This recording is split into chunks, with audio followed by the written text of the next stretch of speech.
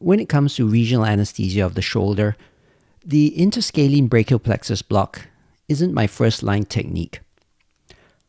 I personally prefer the superior trunk block for reasons that I outline in another video. However, I also realize that the interscalene block remains a widely taught and practiced technique.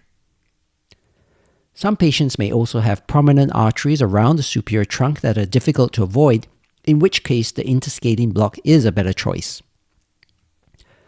The purpose of this video is therefore to describe the principles that I believe are critical for safe performance of an interscalene block. Prioritizing safety is of utmost importance because even with ultrasound guidance, the interscalene block continues to be associated with the highest incidence of postoperative neurological symptoms relative to other peripheral nerve blocks. And while some of this is likely related to the nerve injury risk from shoulder surgery itself, the interscalene block is unique in that it is targeting the nerve roots of the brachial plexus. And these are especially vulnerable to needle trauma because at this level, there is very little circumneural connective tissue separating them from the scalene muscles. The roots also have a relatively thin epineurium and are composed of large fascicles with very little interfascicular adipose and connective tissue compared to more peripheral nerves. This means that if the needle pierces the epineurium, intrafascicular disruption and injury is more likely than with other blocks. I believe that the risk of mechanical needle nerve trauma can be minimized with good technique, which is what the rest of the video will focus on. But before we discuss that, remember too that even a perfectly performed interscalene block will almost always result in side effects, namely a unilateral hemidiaphragmatic palsy and a Horner's syndrome, from local anesthetic spread to the phrenic nerve and the cervical sympathetic ganglia. Start by gathering the equipment and the supplies shown here. Place the patient supine with their head rotated to the contralateral side and elevated on a small pillow to create some space. They can also be turned into a semi or full lateral decubitus position, which may be useful if head rotation is limited. You can stand either on the side or at the head of the patient, depending on what is most ergonomic and which hand you wish to use to hold your needle. Move the ultrasound machine as needed to keep everything in your line of sight. Start with the probe in the supraclavicular fossa. Identify the brachial plexus using the artery as a landmark, and then trace the plexus upward proximally towards the level of the roots. The probe should be moved in a slow sweeping motion, sliding but also tilting as needed to keep the probe perpendicular to the skin. This will optimize echogenicity and image quality. We're particularly interested in identifying the superior trunk and observing it organized into a compact bundle with the suprascapular nerve joining it.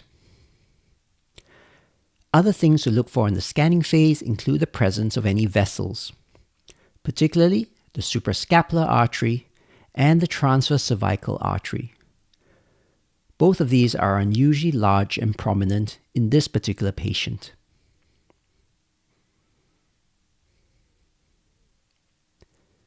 In addition, the dorsal scapular and long thoracic nerves traverse the middle scalene muscle at the level of the transition into C5 and C6 roots, and they may line the path of the needle.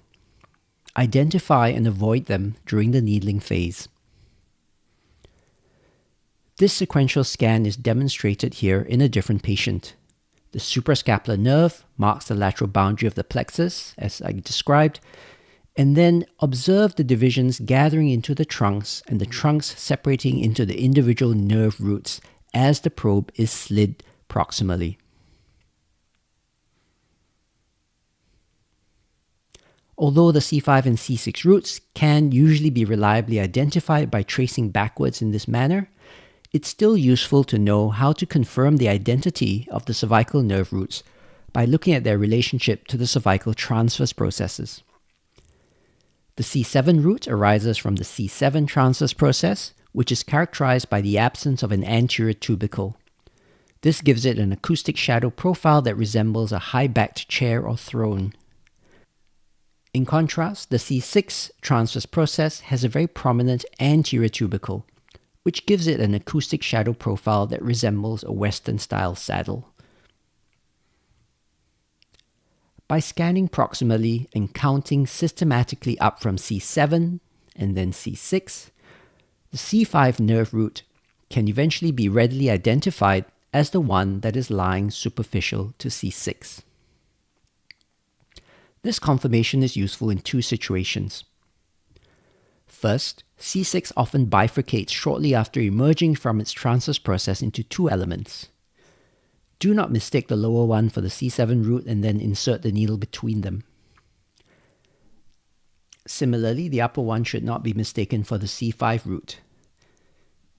This can happen because in approximately 20% of individuals, C5 does not lie in the interscalene groove between anterior and middle scalene muscles, but rather travels through the anterior scalene muscle itself. This is illustrated in this scan moving from distal to proximal. If the anomaly is not recognized, then at best the block may only partially succeed, and at worst the C5 and C6 roots are at risk of injury from a misdirected needle. The end goal of the scanning phase is to select a view in which the C5 and C6 roots and their borders have been clearly identified and where these boundaries are clearly visible. The ideal view is one where C5 and C6 are separated by a gap of hyperechoic tissue. This represents pure connective tissue that is outside of the nerve roots and their epineurium and is thus a safe landing zone at which to aim the needle tip, particularly if using a transverse lateral to medial in-plane approach. Having said that, in my opinion, one of the safest ways to perform an interscalene block in terms of minimizing mechanical trauma is to target the C5 and C6 roots using an out-of-plane approach from cranial to caudal. The needle trajectory in this case will parallel the interscalene groove. The tip enters the interscalene groove lateral to the nerve roots, and thus the needle travels alongside the brachial plexus rather than advancing towards it. This is what minimizes the risk of needle nerve trauma. This trajectory also avoids the dorsoscapular and long thoracic nerves that may lie in the middle scalene muscle.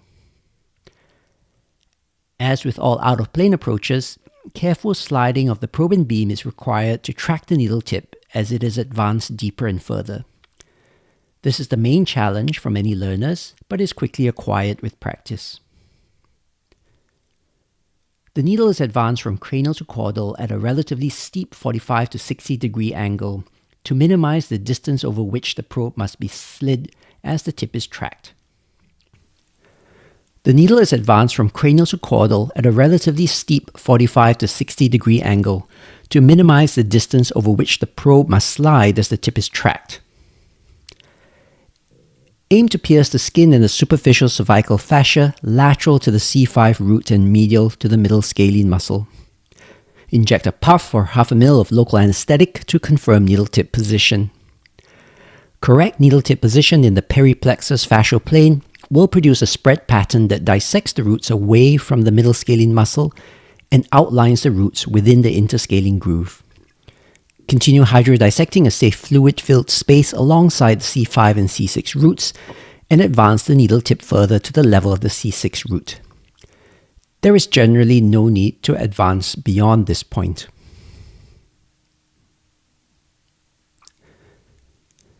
Deliver a total of 10 to 15 mL of local anesthetic in this location. This periplexus pattern of local anesthetic spread is highly effective. This is also my recommended approach to interscalene catheter placement, using either a catheter through needle or catheter over needle set. I've described this in older videos, which are linked in the description.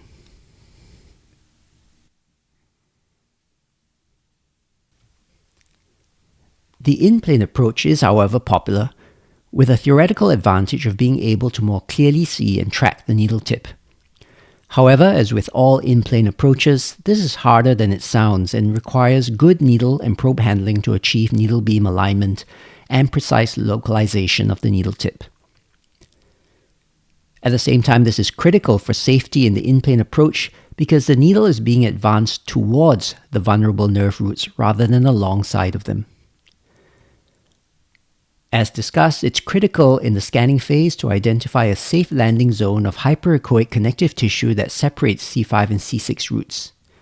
Aim the needle tip at this zone so that the forward forces are not applied directly to the nerve roots. A surprisingly small amount of force can cause bruising and significant damage. Aiming between and tangential to the nerve roots also provides a margin of safety as we push forward to pierce those fascial layers between the middle scalene muscle and the plexus, preventing accidental intravesicular puncture in case the needle lunges too far forward. Pierce the tough superficial cervical fascia, aiming away from the roots and downwards into the middle scalene muscle for safety. If the dorsoscapular and long thoracic nerves were identified within the middle scalene muscle, they should be avoided. Advance through middle scalene towards the connective tissue gap between C5 and C6. Ensure the needle trajectory is tangential to the circumference of the roots.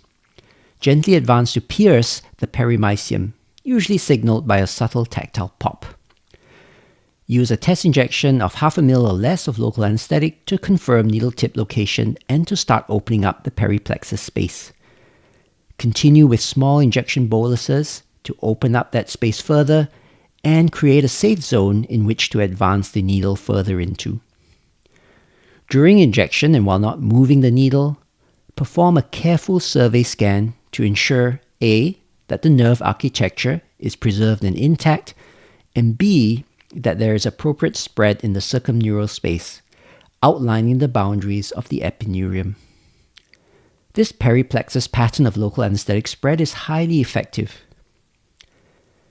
If, however, a safe zone can be clearly identified between C5 and C6 roots, or if the fluid jet of injection opens up a channel between the roots, then the needle tip can be advanced carefully between the roots to achieve an intraplexus pattern of injection. Note, however, that this is not essential for analgesic efficacy. Regardless, continue to survey the plexus during injection of the total volume to ensure that the architecture of roots and superior trunk is not being disrupted. Refrain from aggressive needling and unnecessary needle tip manipulation.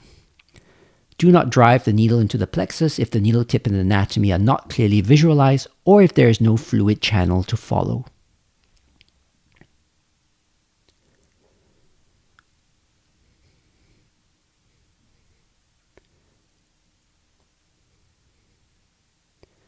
In all cases, conclude the block with a post-injection survey scan to assess the spread around the target nerves and to exclude evidence of any intraneural injection.